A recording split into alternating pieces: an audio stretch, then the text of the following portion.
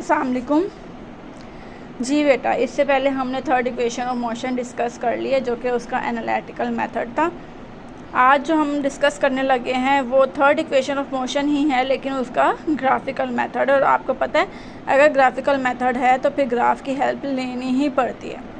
और ये कौन सा ग्राफ है? अब तक तो आप इसे पहचान चुके होंगे बेटा, ये वेलोसिटी टाइम ग्राफ है, ठीक है, जिसमें मैंने हॉरिजॉन्टली ले लिया है टाइम और वर्टिकली मैंने ले लिया है वेलोसिटी।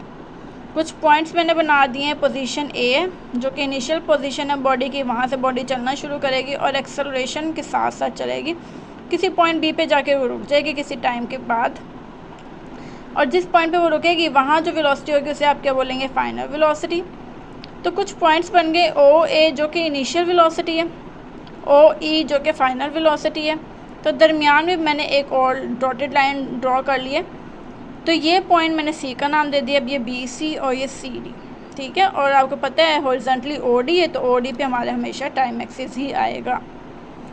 तो बेटा हुआ कुछ ये, हमने इसमें भी डिस्टेंस से तो निकालना है। तो total distance S travel by the body is given to the total area O A B D. तो देखें ओ ए बी डी, इसका मतलब है इस शेप का एरिया अगर मैं फाइंड कर लूँगी, टोटल डिस्टेंस कवर मैं नोट डाउन कर लूँगी, तो मुझे क्या है, इक्वेशन ऑफ मोशन मेरी डिराइव हो जाएगी। तो बेटा इसका फॉर्मूला क्या है? जो डिस्टेंस कवर हुआ है ना इतने एरिया में, उस डिस्टेंस का फॉर्मूला क्या है? हमने एरिया देखना है ना। और इस शेप का नाम क्या है बेटा? इस शेप का नाम है ट्रेपीजियम। ये चेक करें, जिसमें एक रेक्टेंगल भी और एक ट्रायंगल भी है। तो ये शेप मेरे पास क्या कहलाती है? ट्रेपीजियम। तो देखें ना, ये एक रेक्टेंगल है और ये एक ट्रायंगल है। तो बेटा आप नोट कर रहे होंगे, कल भी तो हमने यही किया था, लेकिन कल हमने ना असल में हाफ पार्ट्स में डिवाइड किया था, शेप्स को अलग अलग करके किया था, ठीक है। आज हम इकट्ठी एक ही शेप बनाएंगे। कल हमने एरिया ऑफ रेक्टेंगल अलग किया और एरिया ऑफ ट्रायंगल अलग किया, फिर दोनों को सिंप्लीफाई करके अपना रिजल्ट निकाल लिया। लेकिन बेटा आज हमने क्या करना है, ये पूरी एक ही शेप है और पूरी शेप का अलग से फार्मूला हमने डालना है इसमें, ठीक है। और वो क्या है? शेप कौन सी है? ट्रेपीजियम। तो हमने ट्रेपीजियम का ही फार्मूला इसमें पुट करना है। तो बेटा एरिया ऑफ ट्रेपीजियम का फार्मूला बहुत सिंपल है, हाफ 1/2 हाफ सम का मतलब बेटा जो भी है ना वो आपने ऐड अप करना है, ठीक है। सम ऑफ पैरेलल साइड्स। बेटा पैरेलल वो होती है ना, देखें अगर ये सीधी है तो फिर ये भी सीधी, ये पैरेलल होगी, है ना। अब इसमें देखें सीधी सीधी कौन सी, मुझे लग रहा है सीधी है एक बी डी और एक ओ ए, यही दो सीधी सीधी लग रही है, बाकी तो बेटा ये तिरछी हो जाएंगे ना, इनको तो तिरछा बोलेंगे।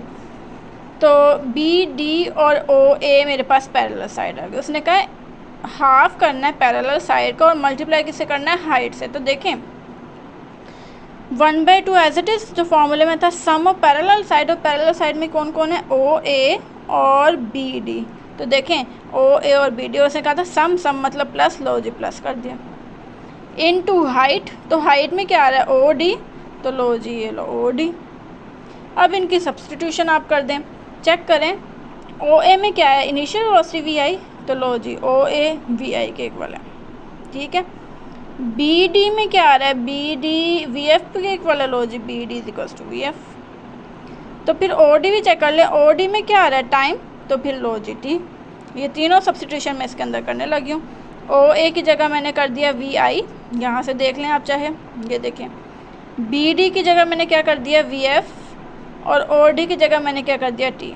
लो जी मैंने तीनों इक्वेशंस, तीनों वैल्यूज पुट कर दी इक्वेशन में। इसे फ़िलहाल के लिए इक्वेशन ए बोल दें। अब हम फाइंड करेंगे एक्सेलरेशन। बेटा एक्सेलरेशन फाइंड करने का मतलब क्या है? एक्सेलरेशन असल में मेन मोटिव नहीं है, मेन मोटिव हमारे पास है टाइम को कैलकुलेट करना, टाइम निकालना, ठीक है ना। लेकिन वो आएगा हमारे एक्सेलरेशन की हेल्प से, तो कोई बात नहीं। एक्सेलरेशन फाइंड करने, और आपको पता है एक्सेलरेशन फाइंड करते हैं तो एक्सेलरेशन असल में होती है स्लोप ही होती है ना। तो चेक करें ये एक्सेलरेशन है, ये वाली एक्सेलरेशन, ठीक है ना, ये स्लोप है। स्लोप किसकी इक्वल होती है? मैं लिख लेती हूँ। स्लोप असल में बेटा होती है परपेंडिकुलर ओवर बेस, ऐसे ही है। तो इस ट्रायंगल में देखिए परपेंडिकुलर मेरी कौन सी है? बी सी, ये परपेंडिकुलर है। और बेस क्या है? ए सी। बेटा अब ये भी देख लें, जितना ए सी है उतना ही ओ डी है।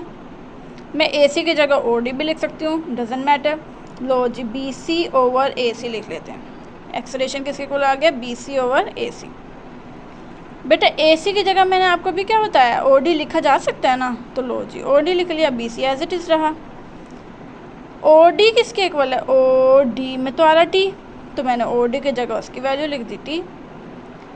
तो T को उधर ले जाती हूँ, A को इधर लेकर आती हूँ, तो T is equals to BC over A बन जाएगा। तो बेटा BC चेक करते हैं, ये है BC। बेटा BC चेक करें, असल में पूरा कितना था BD, अगर उसमें से ये वाला पोर्शन निकाल लें CD तो BC आ जाएगा, यानी कि BC इक्वल है BD माइनस CD। अब BD किसके इक्वल है, BD इक्वल है VF के, लो जी BD इक्वल है VF के। CD किसके इक्वल है, CD वो है VI के, लो जी VI। इसका मतलब BC किसके इक्वल हो गया, VF माइनस VI। तो मैं इधर सब्स्टिट्यूट कर देती हूँ, ये BC है, क्या वैल्यू निकली थी, VF minus VI, A as it is. ये मेरे पास क्या आ गया T। अब बेटा T की ये वैल्यू जो है वो मैं अपनी इक्वेशन A में पुट कर देती हूँ। तो S इज इक्वल्स टू बाकी जितना भी पोर्शन है वो as it is 1/2 VI plus VF, 1/2 VF plus VI, ये ऐसे भी हो सकता है, आगे पीछे भी हो सकता है, इनटू T है, तो ये तो T की वैल्यू, और वो क्या है VF minus VI over A। अब बेटा देखें नीचे नीचे कौन है, 2 और A दोनों नीचे, VF plus VI, VF minus VI दोनों ऊपर है। तो नेक्स्ट में हम देखते हैं, हमने क्या कर दिया, इन दोनों को 2A को नीचे ही लिख लिया। और देखें अभी आपको फॉर्मूला बताया था A² माइनस B² का क्या होता है, A प्लस B, ये देखें A प्लस B और A माइनस B मल्टीप्लाई में, है ना, ये फॉर्मूला होता है ना। उसी के हेल्प से मैंने क्या किया, VF माइनस VI को दोनों को स्क्वेयर्स में कर दिया फॉर्मूले की हेल्प से, ठीक है। और ये जो 2A ये उधर चला गया, तो ये क्या बन गया, 2AS is equals to VS² minus VI², और यही हमारी थर्ड इक्वेशन ऑफ मोशन भी है। ठीक है बेटा, ओके जी, अल्लाह हाफिज़।